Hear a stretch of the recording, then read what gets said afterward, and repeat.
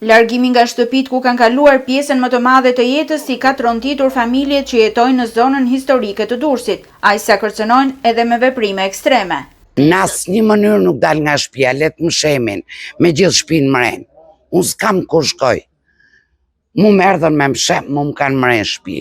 Unë seleroj shtëpinë. E hëna e javës së ardhshme pritet të jetë afati i fundit ligjor që Inspektorati i Mbrojtjes së Territorit të Bashkisë Durrës u ka lënë familjeve të largohen në mënyrë vullnetare nga banesa. Familje durrësake që preken nga ky vendim nuk pranojnë vlerën e shpronësimit, të cilën e kanë kundërshtuar dhe në gjykatë dhe kërkojnë nga bashkia që t'i sistemojë sepse nuk mund të flaken në rrugë.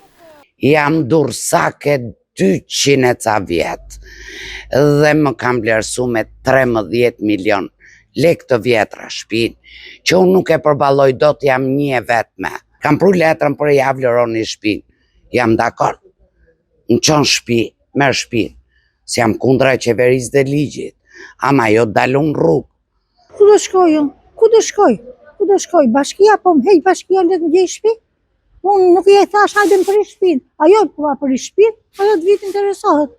Ku do gjej unë? Unë jam një copë pensioniste. Do ta shemi dhe më hedhin gjithë plaçkat. Mundimin e 60 viteve që unë kam bërë. Ku do t'i çoj? Ku do t'i çoj? Nuk kam ku të shkoj. Ndërprishën të shë me qeverinë nuk të bëjmë luftë. Po të paktën si bët 30 milion ku ka shtëpi, kanë e mbuka 100.000 euro. Pak të dapi dhome, kuzhinë, s'po i kërkojmë më tepër. Vetë në plan kam pranuar që do të bëhet marrëveshje me çdo individ pronar të banesave. Marrëveshjen e nuk kemi bërë. Pra shpenzimi është i njëanshëm. Ne vazhdojmë procesin gjyqësor dhe jemi në gjyq e kemi kundërshtuar vlerën. Madje Angron Mema ngre pretendimin se shpronësimi është i pavlefshëm aktualisht, sepse janë kaluar afatet ligjore. Afati kohor ka kaluar.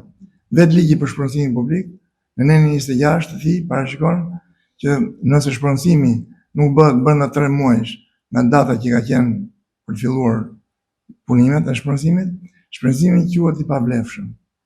Jemi në kusht të pra të pavlefshmërisë. Burime nga IMT Durrës konfirmuan për Durrës Lajm se aksioni nuk pritet të nisë të hënën e javës së ardhshme, por do të ketë një tjetër vendimarrje për ndërhyrje në zonë. Nga prishjet pritet të preken mbi 80 familje durrësake që kanë shtëpitë dhe bizneset e tyre në zonën historike. Prishja objekteve pritet i hap rrugë zbatimit të projektit TIT, që zbatohet nga Ministria e Kulturës, Bashkia Durrës dhe Fondacioni Shqiptaro-Amerikan për Zhvillim.